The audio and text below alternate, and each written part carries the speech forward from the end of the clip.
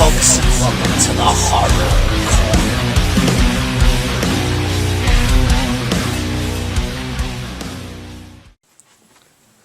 Good evening, folks, and welcome to the Horror Corner. I'm your host, Sean Patrick Gershon. This week we're doing another movie review. This is Hellraiser from 2022, directed by David Bruckner. And this was a direct-to-Hulu release, the streaming network. And this is the remake/reboot, based on the Hellbound Heart by Clive Barker, which of course was the basis for the original film back in 1987, and that kicked off a whole big, long franchise, with varying quality. But of course, I love the original film. I think it's an absolute masterpiece. It's one of the greatest horror films of all time. One of the most original horror films of all time. It's just brilliant.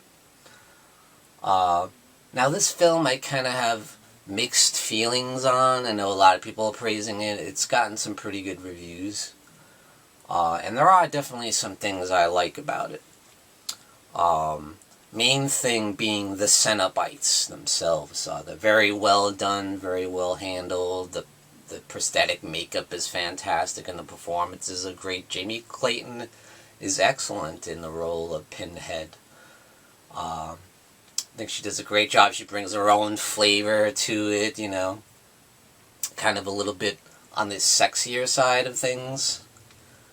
Like she enjoys what she's doing. Where Pinhead in the original, he kind of, it was just a day at the office for him, where Jamie Clayton, her version of Pinhead is much more like she really revels in and enjoys and bringing the pleasure and the pain to people, through the lament configuration. Actually, in this film, there's several different configurations, several different puzzle boxes. There's the lament configuration, and then the Leviathan, which kind of pays a nod to the sequel, Hellbound. We see a little bit of that in there. So the film begins, we meet this girl, Riley, who's just kind of a typical kind of drug addict young girl, very troubled. And she lives with her brother, and they're having a lot of fights, because she can't seem to pay the rent because she's always spending all her money on drugs and being a screw-up, basically. And she ends up getting kicked out of the house by her brother, And she kind of runs off with her boyfriend, and, they get involved in some robbery. They rob this guy, Roland Voigt, who is this big-time art dealer. Rich aristocrat type, and he owns the puzzle boxes, so they kind of break in and steal one of them, and that's how they end up getting involved in the story, and releasing unwittingly the Cenobites. Another thing about the film is this guy, Roland, he owns this kind of underground kind of sex club type thing, and that's kind of where the S&M type stuff comes in. And there's another character that seemed like they were kind of making her out to be the Julia character from the original film.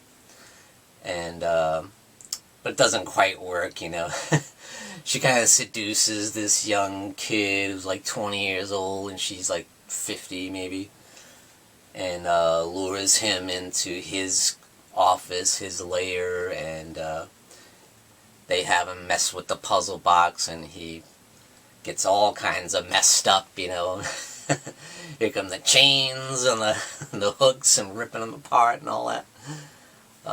This movie definitely doesn't skimp on the gore. It's got all the blood and gore you could want, although it is more CGI than practical. Definitely, I was sorely missing those practical effects that were fantastic in the original film from 1987.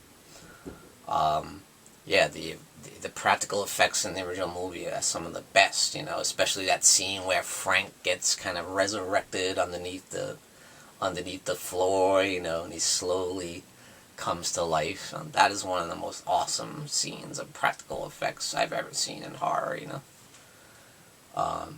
But yeah, this movie has a lot of CGI, and it's kind of mixed results. And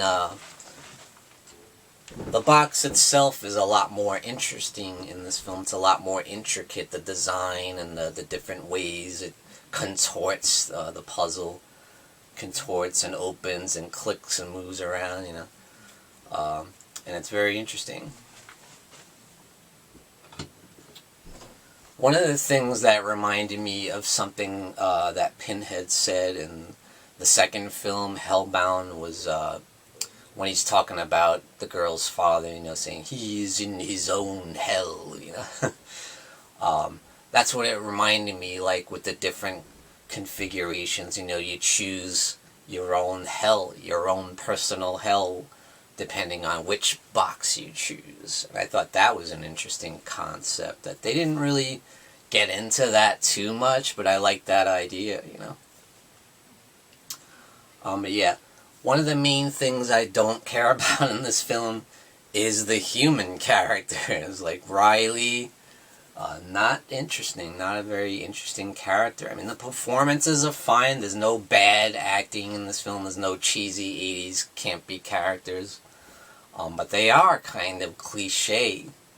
And there's just no one to root for in this movie. There's no Kirsty, the protagonist, she's one of the great final girls in horror, and there's none of that here, because Riley's character is not likable, She's this screw-up that, kind of gets her brother killed, gets her brother involved in this crazy, stuff with the Cenobites, and, gets him killed, And, at least she does feel responsible enough to go after them and try and, save him, save his soul if he's still alive,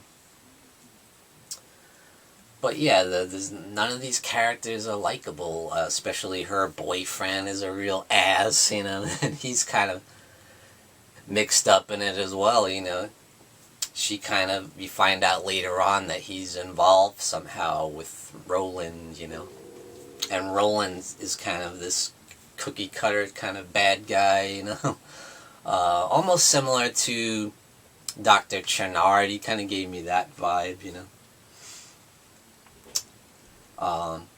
But yeah, there's no one to root for, and none of these characters are interesting. And the original film had so many great characters. You had Julia, you had Frank, you had Larry, and Kirsty, with great characters to go against these awesome evil characters, the Cenobites, Pinhead, the Chatterer, and that is the best thing about this film to me, is the Cenobites. The way they handled that was really good, They looked really sick, with the makeup, and I love that they brought the Chatterer back, yes.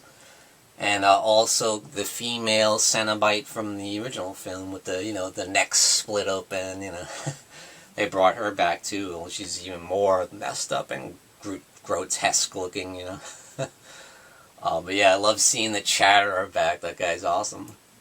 And they had a few others too that were really cool, and they had a lot of lines too. They have a lot more screen time, the Cenobites, in this movie. So you really get to see Jamie Clayton let it rip as Pinhead, Because in the original the first two films, if you put all their scenes together, it's probably about 20 minutes. And here they get a good, half hour alone in this movie. So, yeah, love everything with the Cenobites, Everything with them is great. That's the reason to watch this movie. But outside of that, there's a lot of things I have issue with, Mainly the human characters. And that really drags the film down, as well as the pacing. It's very slow paced, And you might find people looking at their cell phones a lot, or, because... yeah, it does definitely drag at points. I feel like they could have cut out some scenes for time. Yeah, it's definitely a slow burn. But Yeah, the final act is very interesting. It's a great clash. The final battle is really interesting and really cool. So yeah, it's a mixed bag for me. There's, on one hand, you got the Cenobites is great and the way to handle that, but then on the other end, you got kind of crappy CGI effects that I don't like. It definitely need some more practical effects in there, you know. I did love the scene, though, with Pinhead when she takes the pin out of her head and jabs it right through the guy's head all the way through the other side.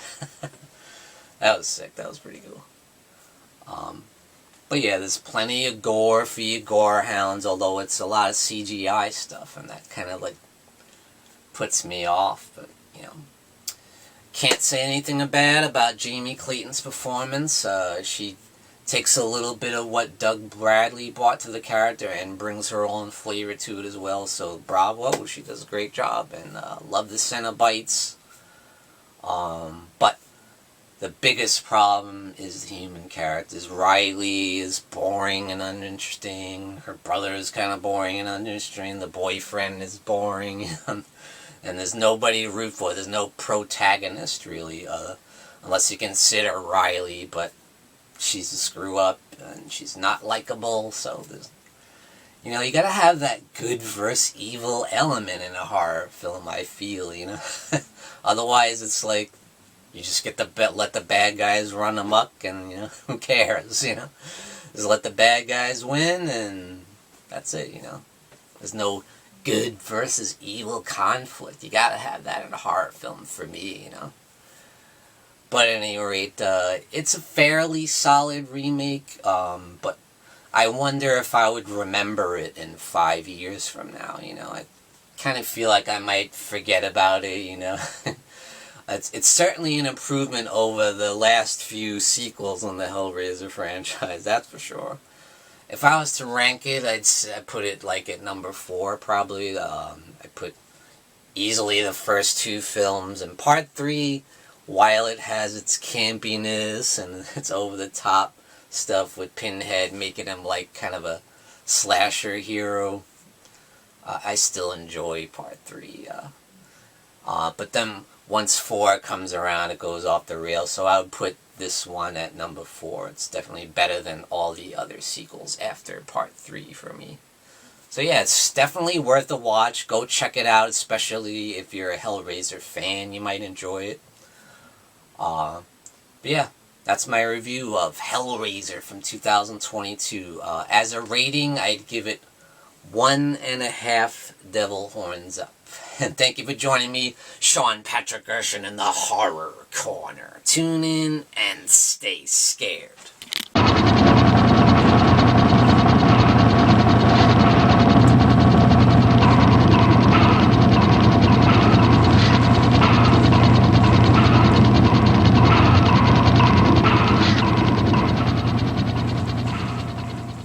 Folks, don't forget to grab your Sean Patrick Gershon gear and represent the Horror Corner.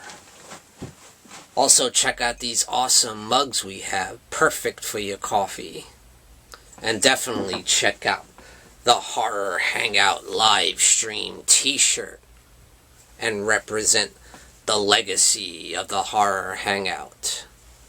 Check out the link in the description below this video.